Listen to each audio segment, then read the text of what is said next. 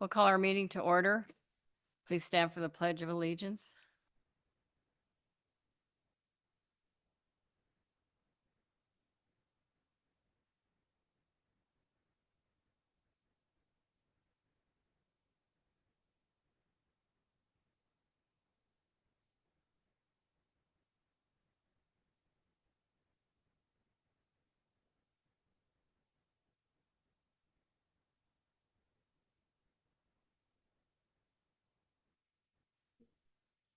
Public comment. Those wishing to address this committee may submit public comment. Sorry. Roll call. Roll call. Let the record show that all 5 members are in attendance in person. Next, the public forum. Those wishing to address this committee may submit public comment through the online public comment form or by sending an email to the city clerk. Comments received prior to 4 p.m. the day before the meeting will be provided to the committee and added to the record, but will not be read during the live meeting. Public comments received after 4 p.m. the day before the meeting will be included in the record, but may not reach committee members before action is taken. Public comment, whether on action items or public comment, is limited to 3 minutes per person. Unused time may not be reserved by the speaker nor allocated to another speaker. The speaker may comment on any matter that is not specifically included on an agenda as an action item or comment on a specific agenda item. Items not included on the agenda cannot be acted upon other than to place them on a future agenda. Additionally, if you wish, you can comment in person at the meeting or use the raise your hand feature in Zoom if you are participating by phone. Is there any public comment? None. Next on the agenda is approval of this agenda. Lisa Callahan, I'll move to approve the agenda. Sharon Hawley, I second that. All in favor of approving the agenda, please say aye. Any opposed? None. Next is approval of the minutes from our last meeting, which was June 13th.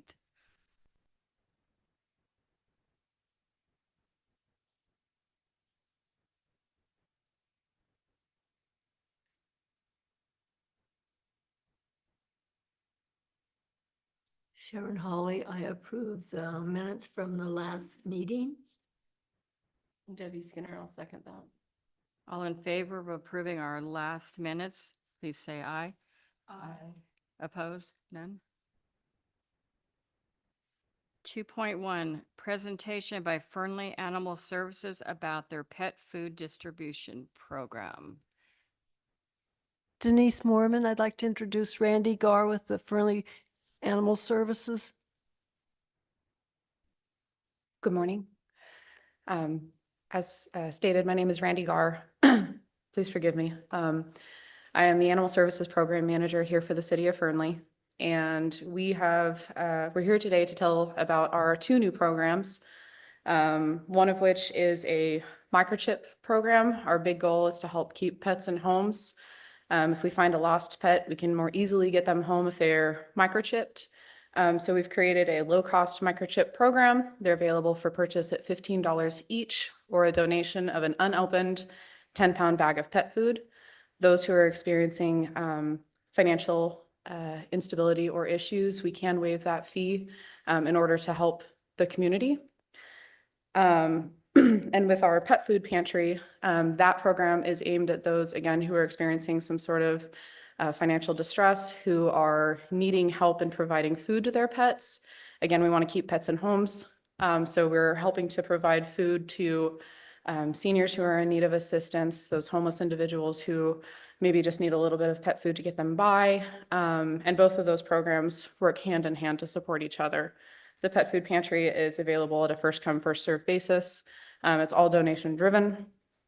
So anybody who is interested, they can contact our office and we can work with them in finding out what their needs are, if it's pet food, if it's microchips, and kind of help them as best as we can from there. I do have a flyer that I can leave here in case anyone is interested. And we are contacting other groups such as Real Nevada Counseling, the Senior Center, and other groups to let them know about this program as well.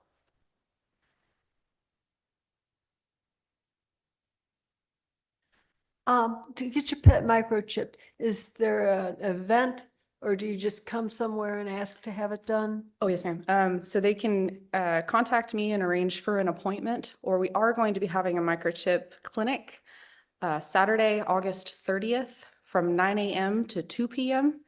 That it's not an appointment, but they just kind of come, bring their pets, and we'll be microchipping as many as we can that day. We hope to do a monthly microchip event going forward, or for people who can't make those Saturdays, they can contact us directly and request an appointment. Hi, Jackie Lavoy for the record. So we have a little article about the pet food pantry in the newsletter that's coming out this month with everybody's water bills. But I'm not really certain, the number that it looks like for you personally, is that the number a person would call if they wanted to make donations? Yes, Okay, yes, it would be. okay. So I think hopefully everybody will read this and get a lot more information in the community. I hope It's a great so. program, yeah. And With so the donations would come here to the city, to you. yes. Okay, Yep, we're trying to keep it all in the city. Okay. Part of our plan is if we do have food that is getting ready to expire, that we're not going to be able to get out quickly enough, we would take it to the Lyon County shelter just to make sure that it is used. We don't want to see anything thrown away, but the goal is to keep everything locally just here. And I do thank you as well for the newsletter. Since that came out, 3 seniors have reached out. Oh, So we're really thrilled about that. that's great. So thank Very, you. Very good, wonderful, awesome. Thank you so much. Thank you very much. Should I leave the flyers up here or in the back? In the back, or did you bring a bunch or just? I brought 100 of them. Okay, if you would mind, give one to each of us and then maybe stack them back there somewhere, maybe, I don't know, Casey or someone can show you. There's a table back there. Sure, Okay, absolutely. thanks. Yeah, Thank Lisa you. Callahan for the record. I just have one quick question. This is great to have this going, and I think it's going to help a lot of people. Yes, ma'am. Down the road for the future, have thoughts been given to possibly people, donations toward veterinary care or, people, seniors, people that can't afford, to take care of their pet, that there might possibly be a fund or something that they could access? That is something that I've definitely tried to sort of figure out. I know that there's like a Seniors for Seniors program in other jurisdictions, or they have basically like an angel fund where if someone were to need assistance that they could apply for it. That's definitely my goal down the line in the future, especially as we work towards our own shelter here in Fernley. That's definitely a program that I would like to see. I realize it's baby steps now, but hopefully we'll be able to do that soon. No, thank you. I mean, this is great. Thank you. Debbie Skinner for the record. I just had a quick question on the clinic on August 30th. Where is that being held? Here at City Hall, it'll be in the fishbowl. Okay. So we'll have people come in near the courtside doors. We'll do the actual microchipping in the fishbowl, and then they can leave directly out of that door. So it's not passing dogs back by dogs Perfect. again. All right. Thank you. Yes, ma'am. Sharon's wondering what time on the 30th for the microchip. 9 a.m. to 2 p.m. Thank you. Yes, ma'am. Thanks very much. Thank you. Appreciate that.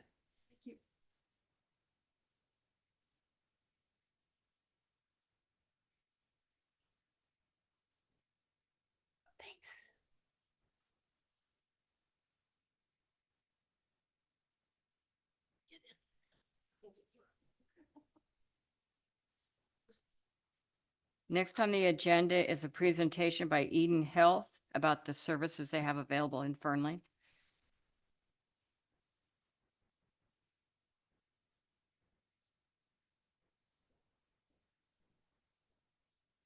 It's not on. Push the button on the front. Oh, sorry. You barely have to push it. Good morning, ladies. My name is Lauren Connor, and I am the new liaison for all the rurals, Fallon, Fernley, Hawthorne, Lovelock, Schurz, Nixon, and a lot of Sparks as well. I did the business expo. Was it in May, maybe? and was asked to come speak. There were a few interested in me coming to speak.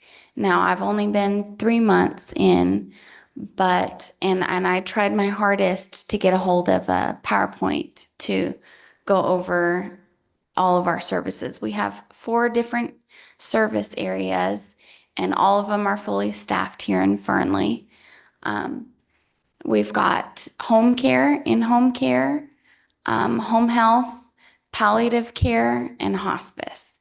I just want to give just a little, I mean, if you feel like I should touch on them just a little bit each. But what my goal really is I live in Fallon. So I just drive out to the different areas. But what I used to, in my previous job, I was in charge of admissions and marketing for the Homestead Assisted Living Memory Care Community in Fallon. And in the 5.5 years I was there, there's education is really needed across for home health and hospice, but Eden offers palliative and home care too, there aren't many resources available in Fallon and Fernley, I believe.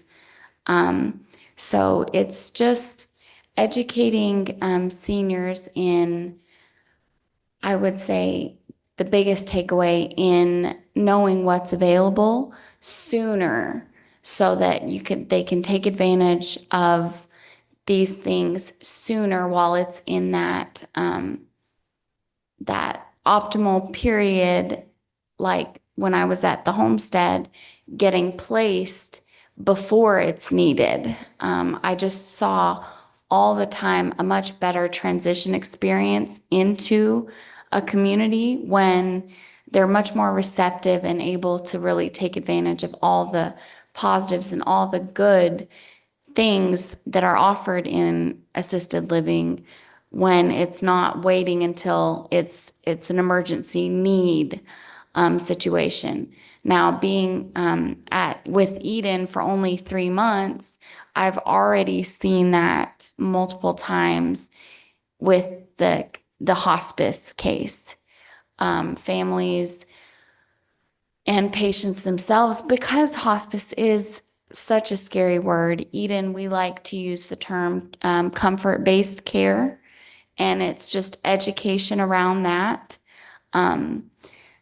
so that seniors and families can just get a better experience from home health and hospice. The in-home care is where home health services aren't needed. It's the more groceries, meal prep, cooking, cleaning, all that.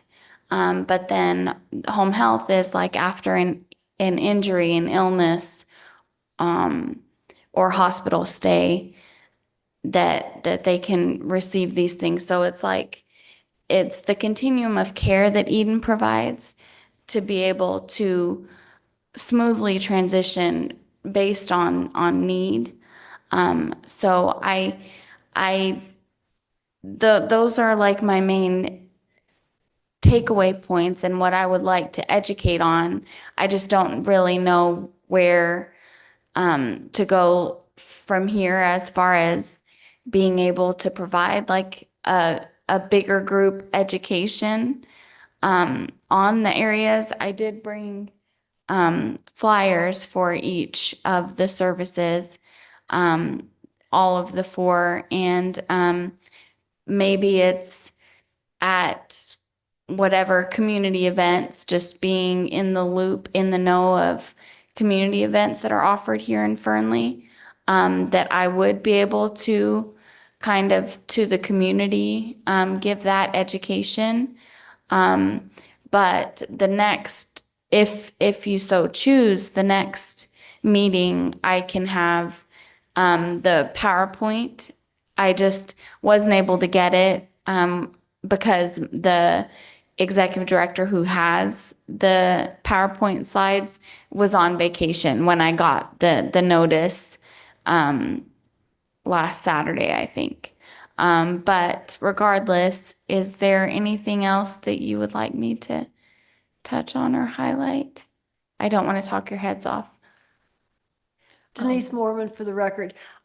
Could you elaborate a little bit more on hospice care? Because I understand it's more than just end of life care. So hospice has really changed a lot over. So, I mean, it and it's a very scary thing. So hospice is a lot like having a primary care provider, but your goal of care switches from treatment to now your goals of care are comfort. And that is really the turning point of, being hospice eligible. So say we feel like somebody is hospice appropriate, but they still want to seek treatment, outside care. That is when the palliative umbrella is great because they can still seek outside or can still seek treatment. But the other good thing about going for even just evaluating and seeing where a patient is and they're deemed appropriate for palliative because they're still seeking treatment for their illnesses. Eden will keep track of these instances, these palliative referrals and cases, and say we go do the evaluation and they're not ready for hospice yet. They go under the palliative care. So then that flags it with us, and we might say they're like right on the cusp. We could even do another eval in as little as a week later. We actually just had that. And we're very communicative, our whole team. So like my phone, I silenced both because it goes off like ding, ding, ding, ding. And so we're all in the loop. And so we'll go back and reevaluate. But so hospice, it's a really robust team that you get when you're on hospice. The biggest, most important piece I would say is our hospice physician, because our hospice physician we actually have two, and they're determined based on the location of where the patient lives. Dr. Magbu and Dr. Bottenberg, and they are able to manage the symptoms of the disease process in real time.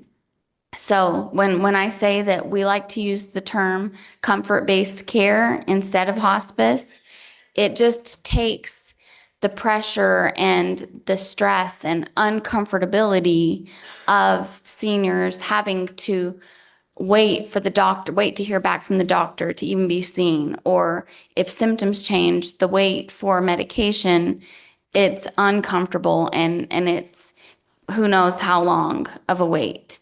But with our team, like having the hospice physician, our patients are able to get what they need much sooner or in real time.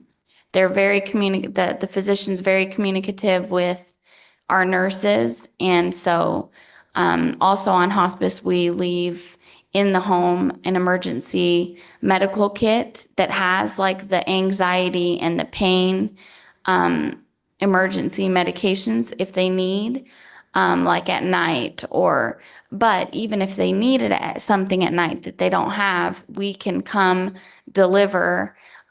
We've got nursing on call if families have questions about anything with care or medication or anything. And Fallon and Fernley are really, really staffed.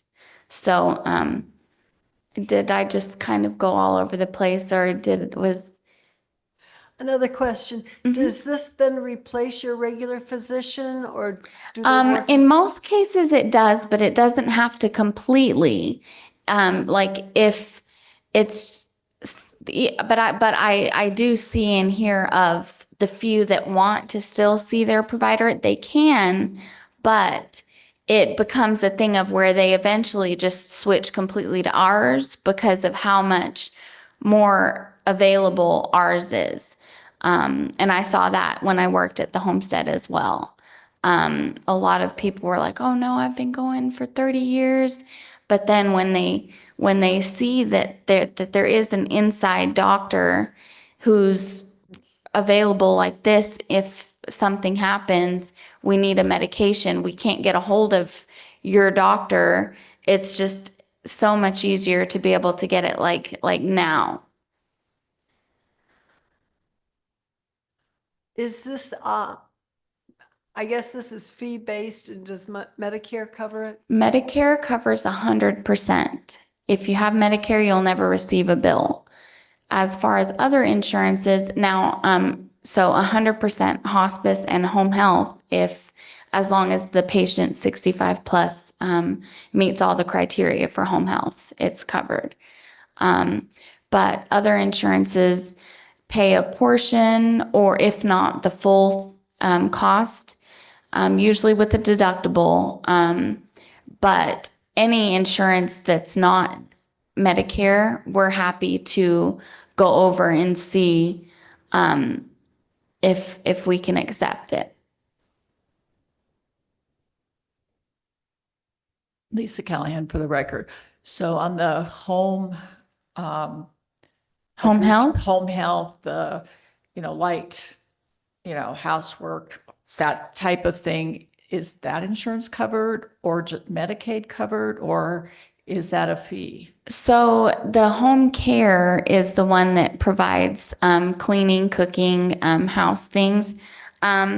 It the feedback, we do work with long-term care insurance for the in-home care, as well as veterans assistance.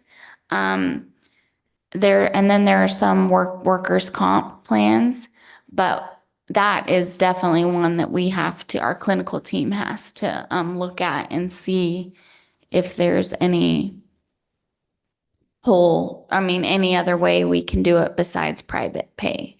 But typically home care is private pay if you don't have long-term care insurance or veterans. Thank you. Yeah, I just want to clarify.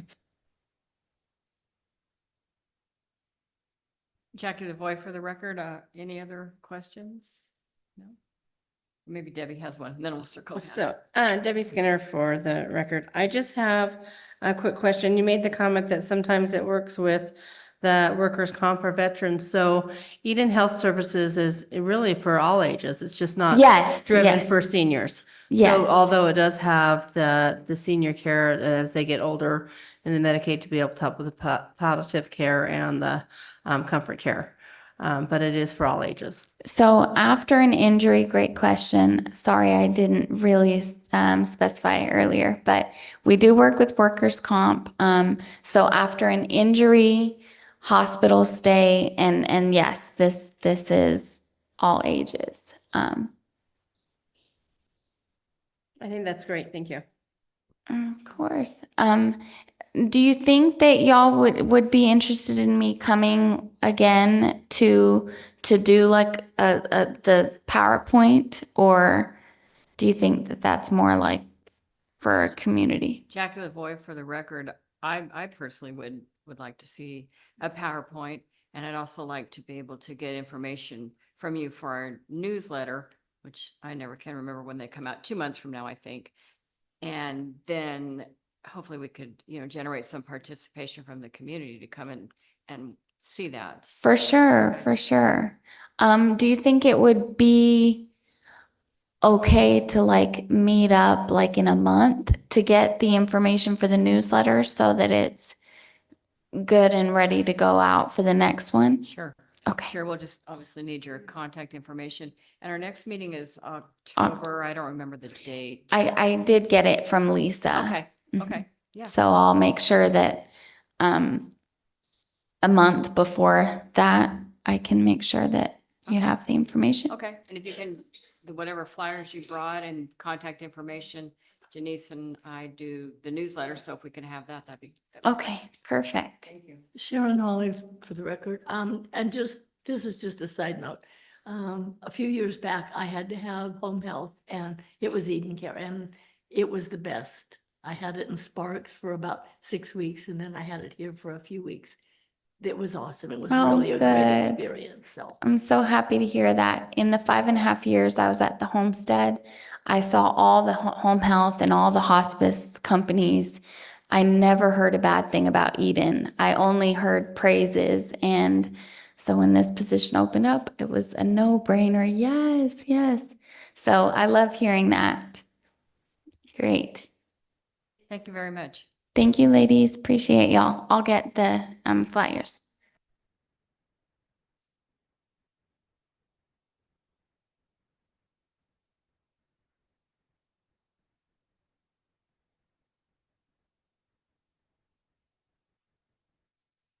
Next is staff reports. For possible action, review of the Transportation Advisory Committee for the local road safety plan and discussion regarding recruitment and participation of a Fernley Senior Citizen Advisory Committee member on the Transportation Advisory Committee.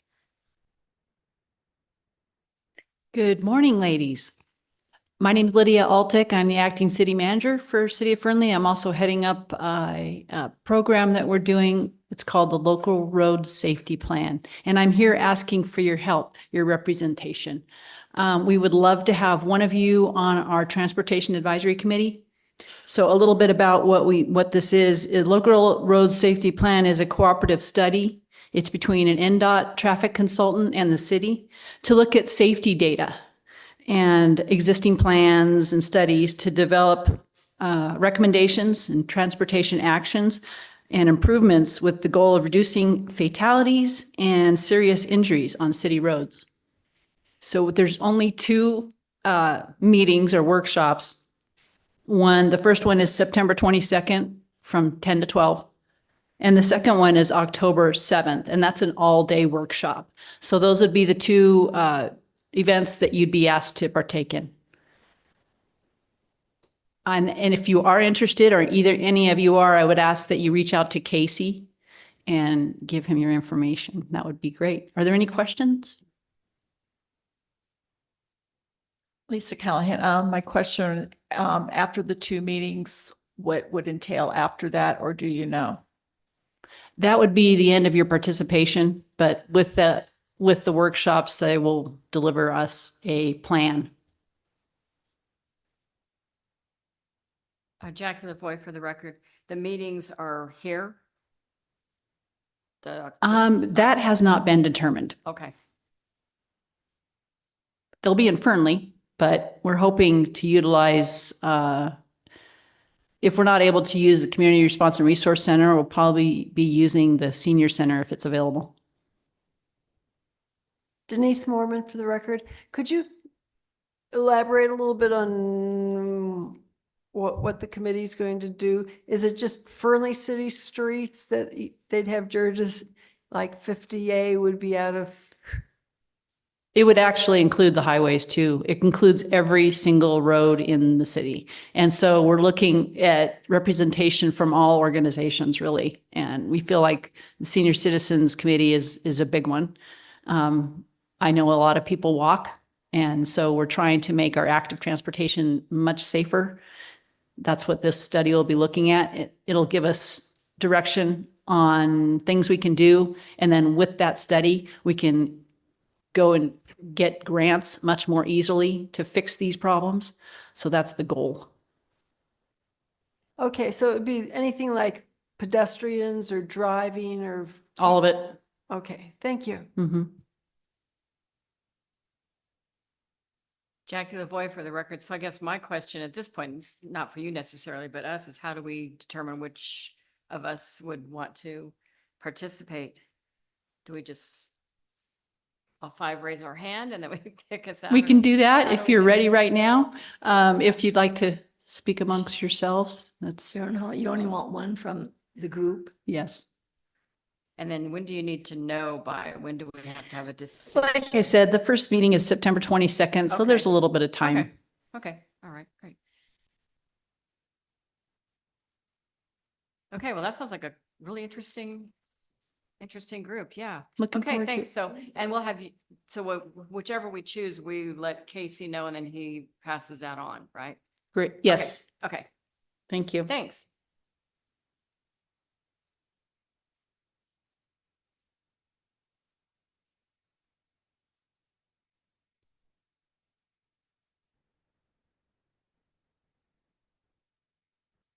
Next on the agenda is item 3.2 for possible action, discussion regarding options to amend the Fernley Senior Citizen Advisory Committee bylaws that pertain to the maximum length of a committee member's term.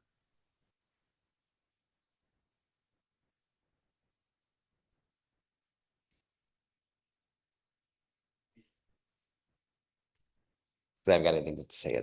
Good morning, committee. Casey Caston for the record.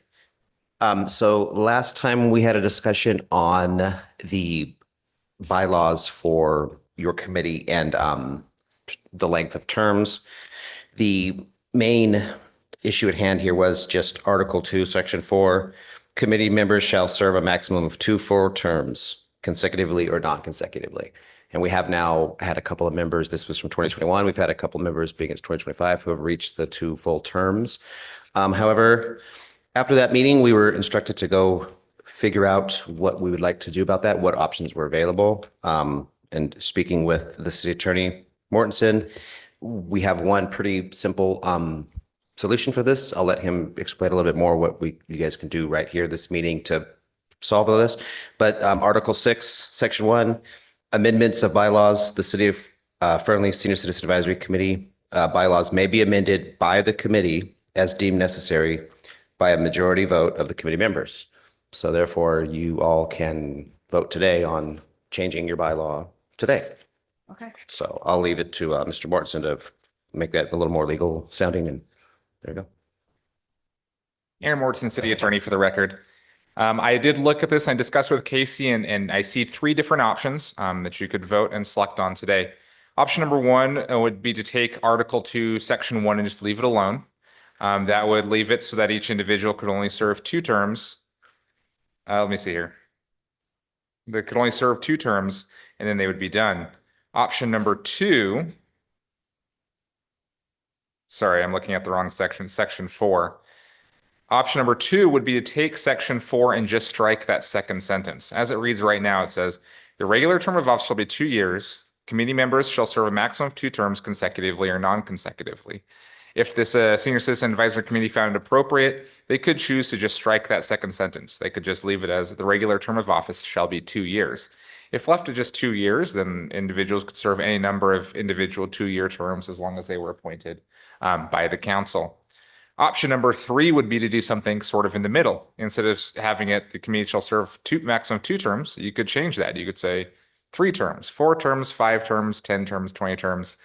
It's really up to you guys to decide how you want to go about doing that. So as I see it, those are the kind of your 3 options. Are there any questions for me about any of those 3 or kind of what your authority is here? Jack Lavoie, for the record, I don't really have any questions about that, but you'll be sticking around in case we're going to have conversation about this, and then you can keep us on the right path. Absolutely. And then at the end, you can just make a motion and indicate to Casey and I the language that you would like changed or stricken, and then we will make that update to the bylaws on your behalf. Thank you. So Jack Lavoie, for the record, so it's appropriate for us to just talk about this right now, correct? Absolutely. Discuss the matter and then decide what you want to do, make a motion on it, and then have a second and vote. But yeah, you can discuss it. As it's written on the agenda now, it is written as regarding the committee bylaws that pertain to the maximum length of a committee member's term. That's sufficient to be able to discuss the matter. You've given enough notice.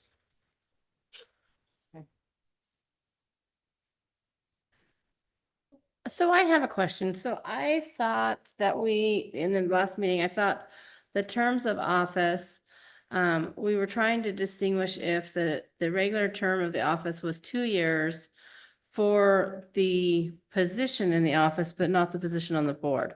So I'm a little bit confused as to the agenda item. Were we looking for clarification? Because I don't see where the committee member shall serve a maximum term of 2 terms, which is 4 years. But then there was a question in regards to if that pertained to the office of a board position, which I thought was the confusion. And that's kind of how the notes were written from the minutes we just approved. Aaron Mortensen, City Attorney. Very briefly, I was not present at the last meeting, so I obviously can't speak to that. However, the issue of officers' responsibilities and their ability to hold those positions as officers is distinct from your service on the board. It's agendized today only to discuss your membership on the board. It is not agendized to discuss changes to the officer lengths. If we want to change officer lengths, it's going to be need to be re-agendized to be discussed. So it sounds like there might be some confusion on those two issues. Membership and then your position as an officer are two distinct issues. Jack Lavoy for the record, and that's the way I read the bylaws, is the section 4 that we're talking about under Article 2.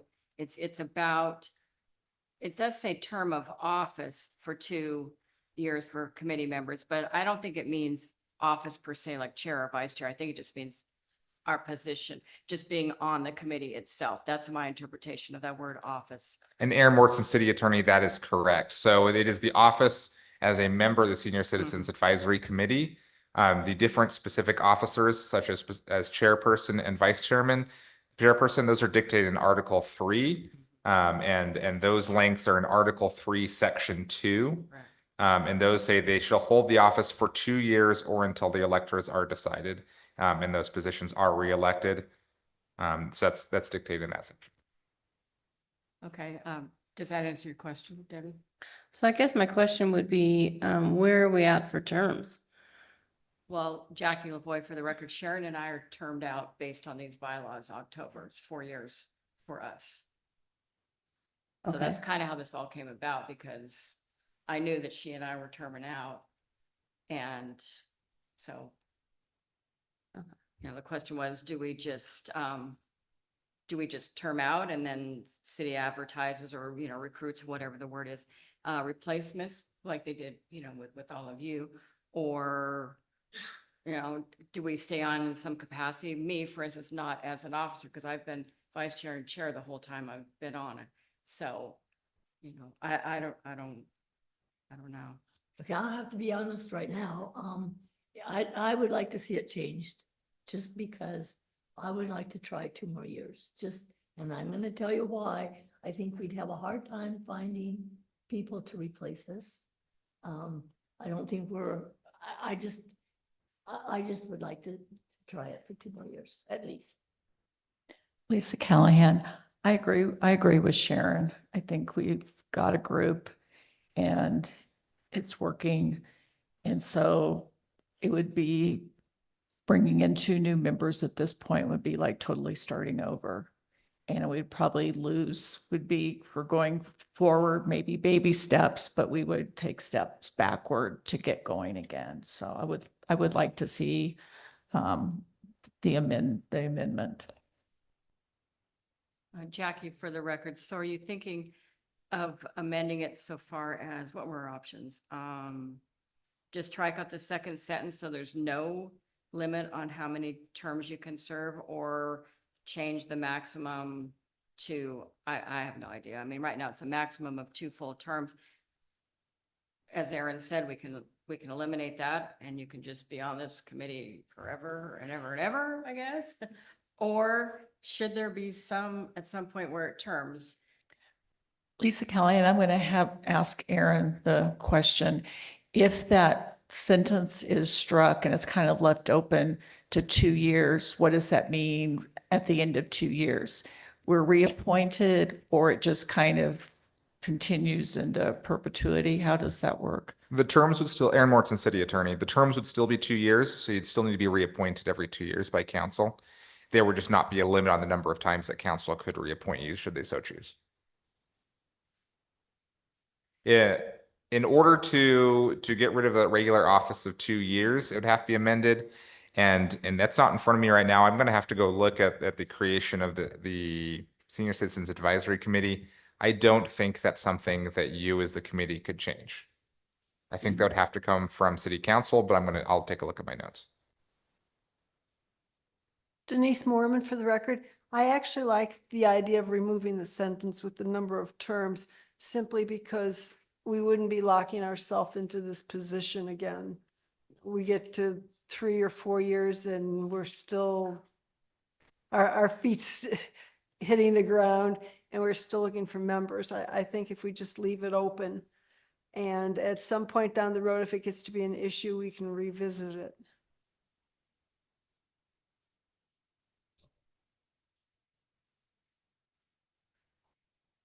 Albert, go ahead.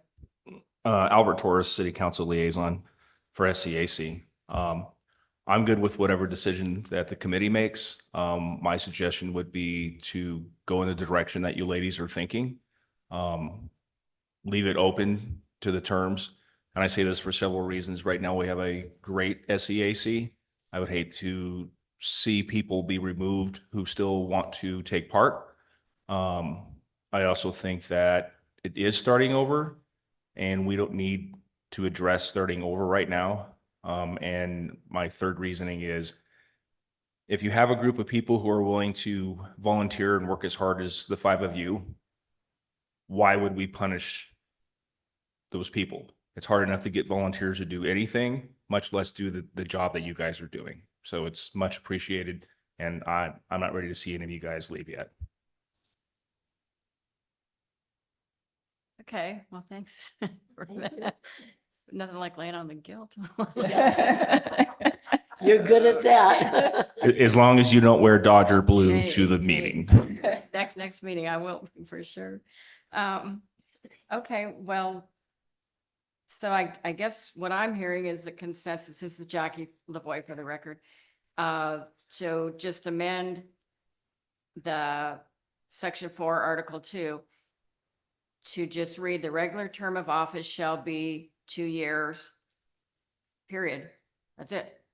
And should there be some indication in there though, so it's clear moving down in the future, other people actually, do come and replace us, that you do need to be reappointed every 2 years and approved by city council. Should that sentence go in lieu of the being termed out?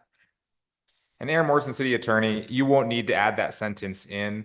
That is already the indicated under the vacancies, or it's already indicated that anyone on the Senior Citizens Advisory Committee must be appointed by council. So at the end of 2-year terms, it's I believe Kim Swanson will automatically just trigger it and make sure the council handles the reappointments.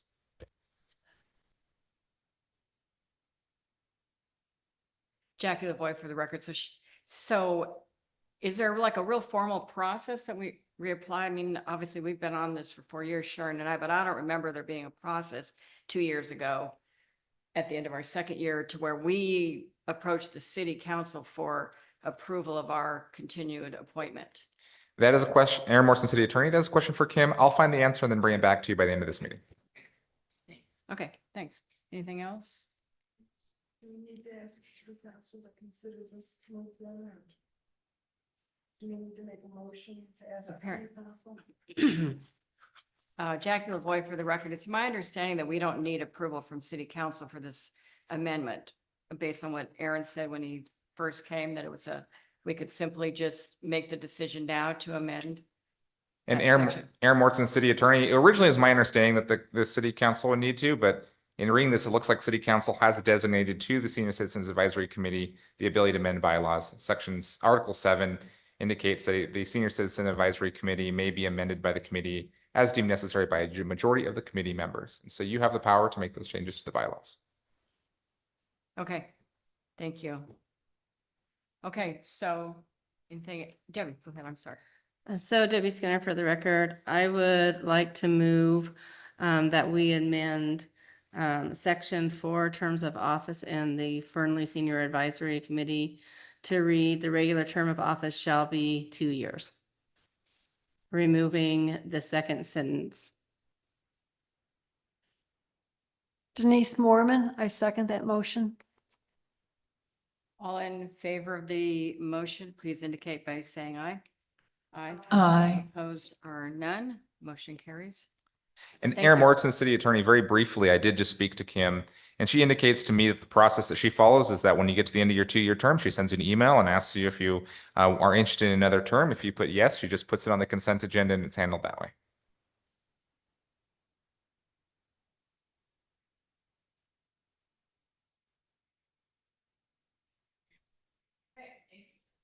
Thank you very much for all that. Okay, But at the next meeting, since, this is Jackie Lavoy again for the record, the next meeting, I'm termed out as far as off as being a chair.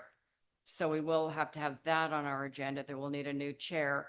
And Denise, how long have you been vice chair? I think a year. I believe it's a year. I think it was been 1 year. Yeah. So that will need to be, we'll need to talk about that next meeting. Okay. And Aaron Morrison, City Attorney, under Article 3, Section 2, it indicates that you hold the office for 2 years for chair and vice chair. Mhm.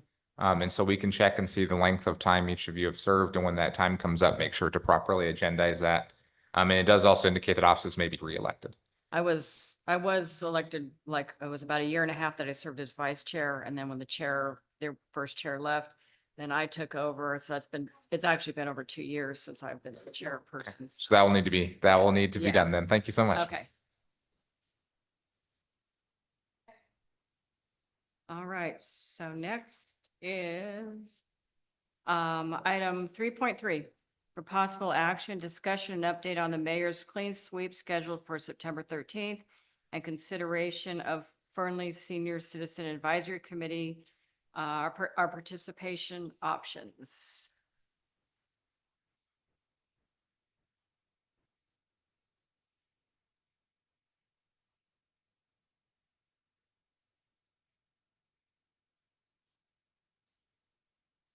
Okay, so do we have someone from the city that's going to talk to us about what's going on with the clean sweep?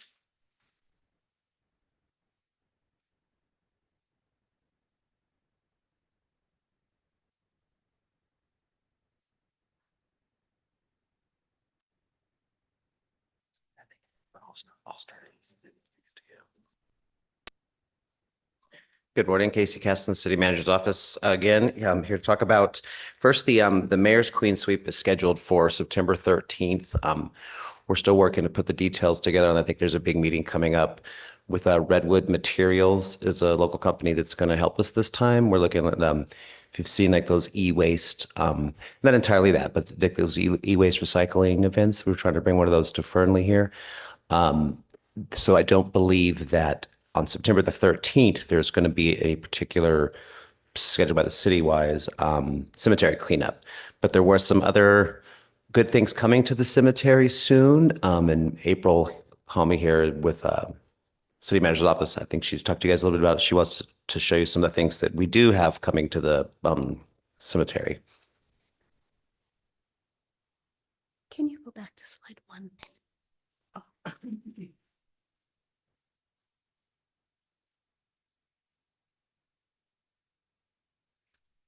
Good morning, ladies. April Hami, Executive Admin for the City Manager's Office.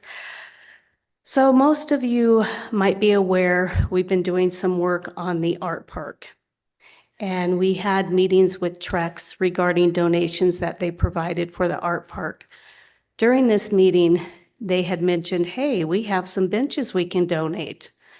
And I thought the cemetery would be a perfect place for those benches to go.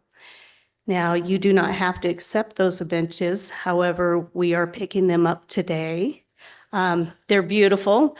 So today, I just kind of want to discuss timeframes as far as, first of all, if you want to accept those benches for the cemetery, this is what they look like. Oh, I'm going the wrong way.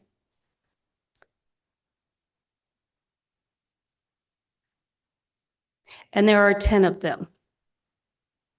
They have also donated 8 planter boxes. They're 2x3. They're made out of Trex material, and those could be placed around the gazebo in any format that you would like. Maybe around each pole, whatever you determine. There are 2 entrances for the gazebo. You have the east entrance and you have the south entrance. My recommendation would be the south entrance being the focal point because the flagpole is there. And also there's the areas on each side where you can eventually put more shrubs and make that a nicer area. But that'll be your decision too, as far as how you want to place those benches. or if you even want the benches. So these are a few things that we would need to determine today. Or at a later date, provide a location where you want the benches placed under the gazebo because they will be secured. So once you decide, they're not moving. Also, the planter boxes, we'd need to provide the placement location, choose plants, and schedule a planting date. Pardon me. So today, what I'm looking for is your approval to accept these benches for the cemetery. Okay, Jackie LaVoy for the record, do we need to make some sort of a motion for the approval of these benches or? Okay, all right, so is there any conversation to be had about that, or is someone ready to make a motion? Lisa Callahan, I mean, I move we accept the benches and the planters, and then we make arrangements to see where we would like them placed. Sharon Holly for the record, I second that. Okay, great.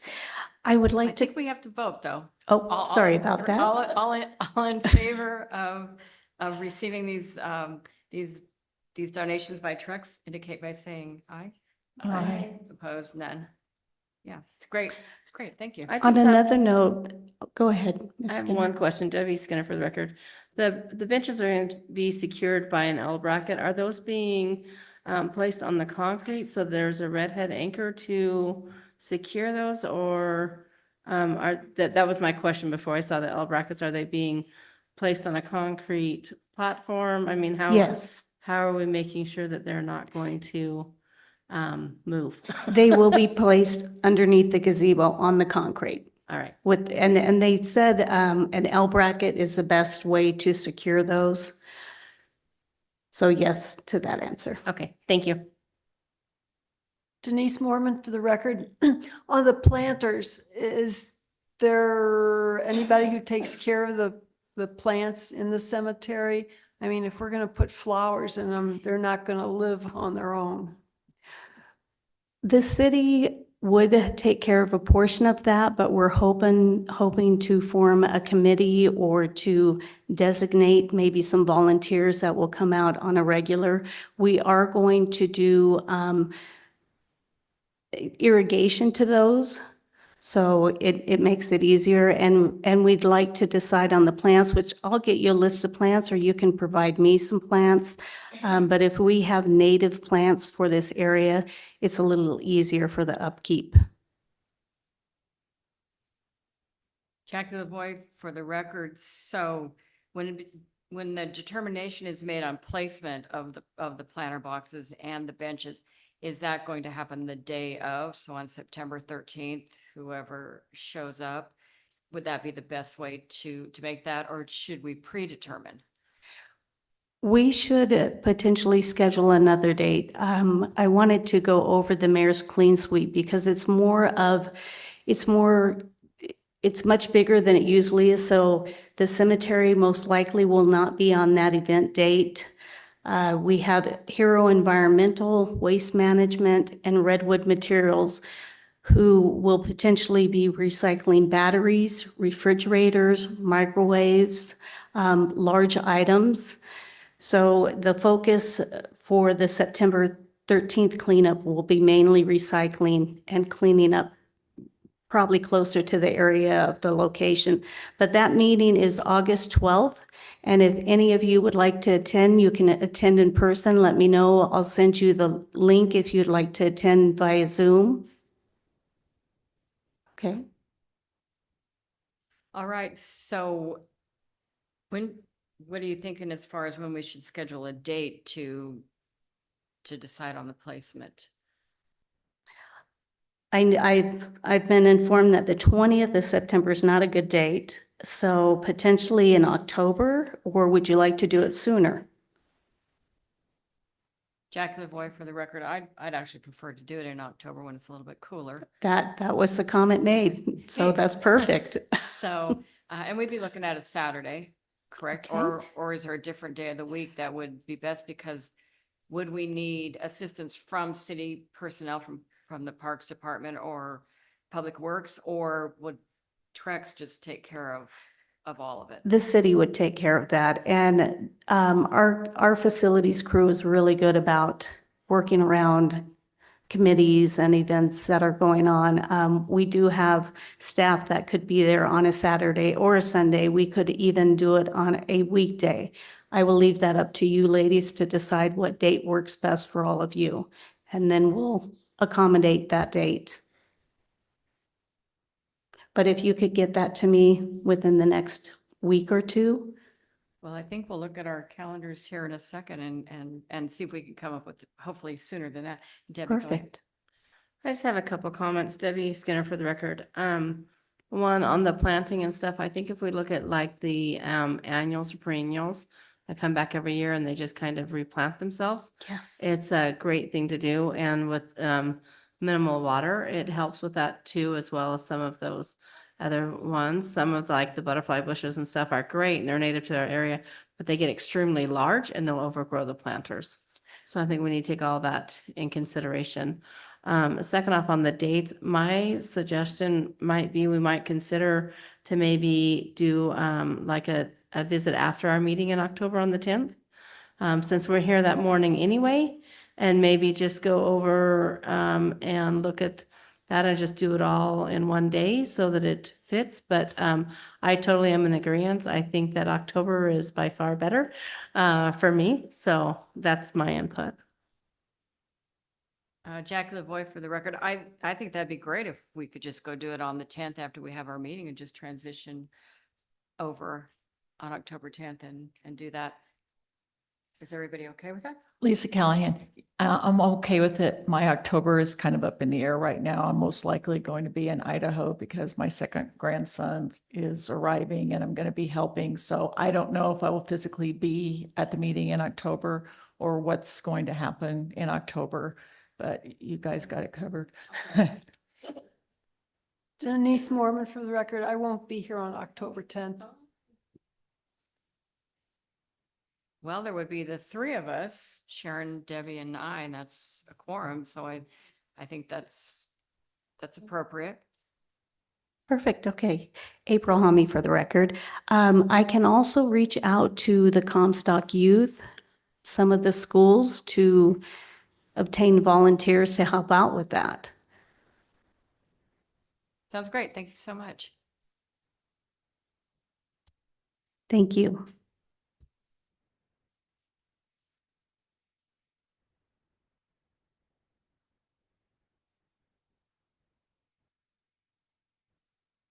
Item 4.1, update and discussion of the 2025 Fernley Senior Citizen Advisory Committee fan drive.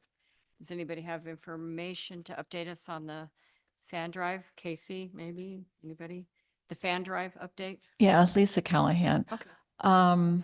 We gave away most of the last fans at the Nest in June. The location worked out very well. And I think we gave, Rotary brought about 50 fans somewhere along the line, maybe less. But there were a lot, all kinds, and we learned that what we need more of next year, which is tower fans. But a lot of people were, calling and asking and coming by.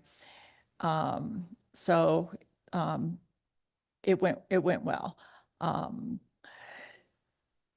What was left, we had 7 or 8, Casey may know, mostly box fans that went back to the city. And then Casey advertised those, and little by little that we were able to get them to seniors that needed them. So that was good. Okay. Well, I'm glad that Jackie Lavoy for the record. It's good to hear that all the fans finally got distributed, and then of course we'll revisit this next year. Next is update and discussion of hosting the Angel Tree for this Christmas as we did last year. Debbie Skinner for the record. I just thought that the timeline was appropriate to revisit this and see if this is something that we wanted to do for 2025. As we only meet every other month. Last year we kind of were a little bit more, it turned out great. We had a great success rate, but I think if we start a little bit early, if that's the desire of the board, that maybe this would be an appropriate time to talk about that. Jackie Lavoy, for the record, I have absolutely no recollection of how early we started last year with all the steps, all the process. So I'd have to look at my notes and, refresh my memory on all that. So when we meet in October, if we have information then on actually setting dates, is that enough time?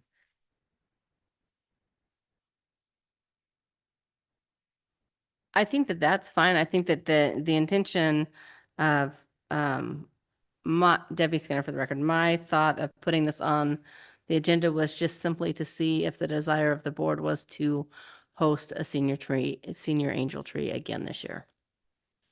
Okay, so Jackie Lavoy, for the record, what's everybody's opinion on hosting the angel tree again? Lisa Callahan, I think it's a good idea. Denise Mormon, I agree. I think now that we've established a process of doing it, it should go smoother and faster.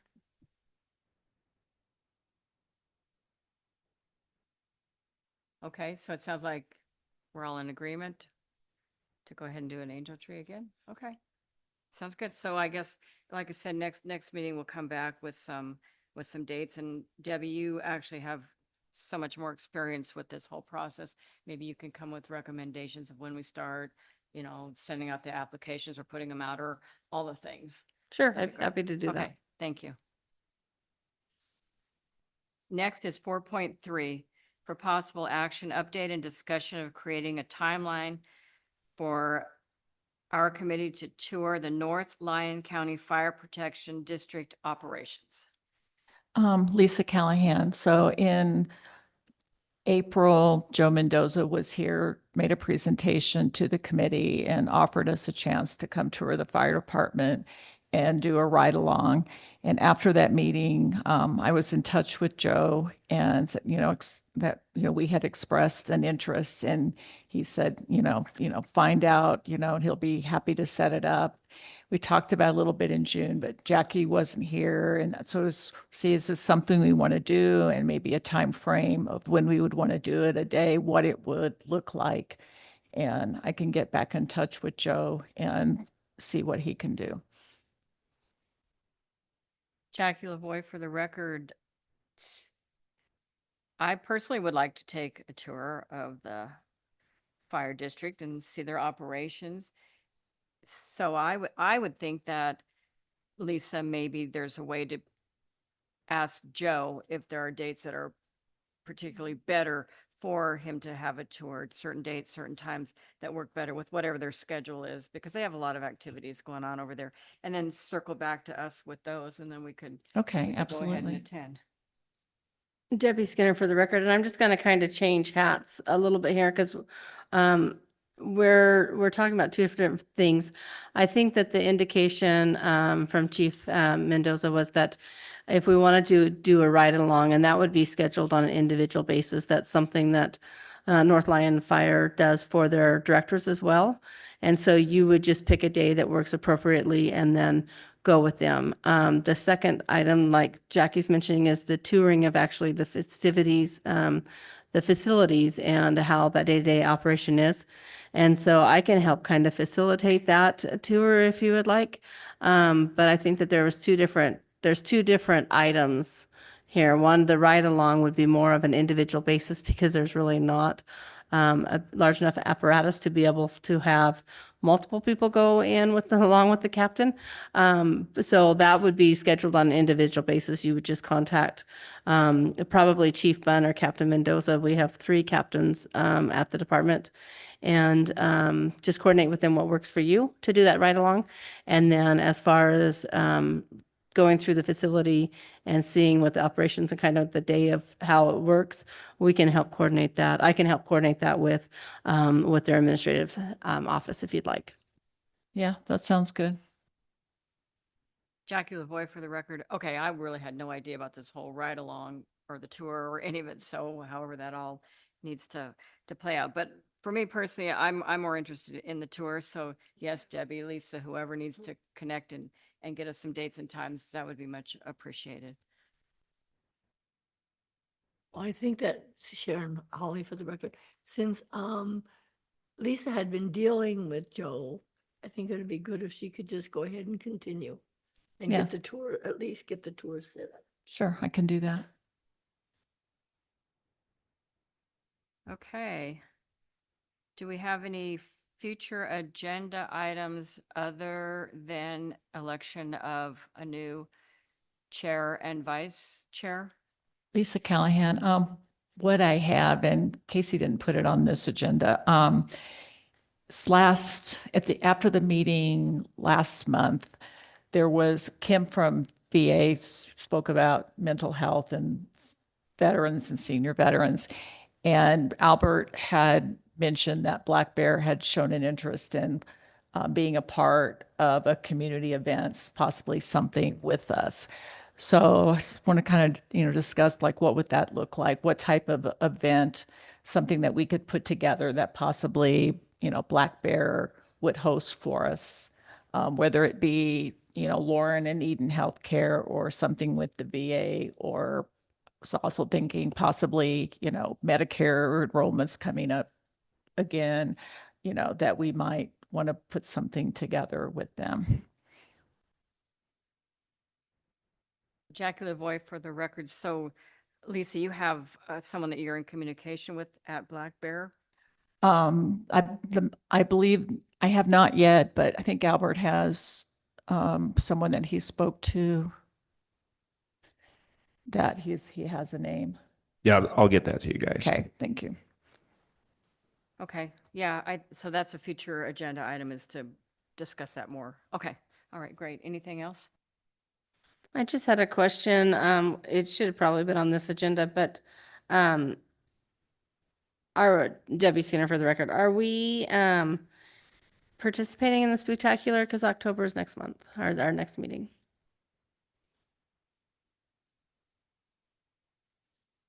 Is that something, Casey, that the city is doing again, is the Spooktacular? Yes, the city will be, Case Castor for the record, the city will be doing Spooktacular. Just to remind everyone, looking ahead at the kind of, this year, Halloween is on a Friday, which will also be Nevada Day. So City Hall will be closed that day, which probably makes it a better opportunity to kind of set up. But yeah, this year, Halloween's on a Friday. That's Nevada Day. City Hall will be closed. There will still be a Spooktacular at City Hall. It won't be at the CRC or anything like that yet. Jackie Lavoy for the records. So is that something we discuss at the next meeting? Or do we just naturally just morph into that because we've done it for 4 years? Yeah, Case Castor record, my opinion would just be that, yeah, you guys have done this a few times now. You kind of know how it goes. And October 10th, it still gives you a couple of weeks between October the 10th and October the 31st to pick a costume and a bag of candy and a time to get there. I would imagine, but that's just my opinion. I'm just gonna, Jackie, for the record, we don't buy the candy, though. The city supplies a ton of candy. So good on that. Just need to decide which of us is gonna show up and help hand out stuff. Maybe a FSCAC candy drive, candy collection thing. Jackie Lavoy for the record, is there anything else for future agenda items anybody has right now? No? Is there any public forum, public comment? None? So we are adjourned, and our next meeting is October 10th at 9 in the morning. Thank you.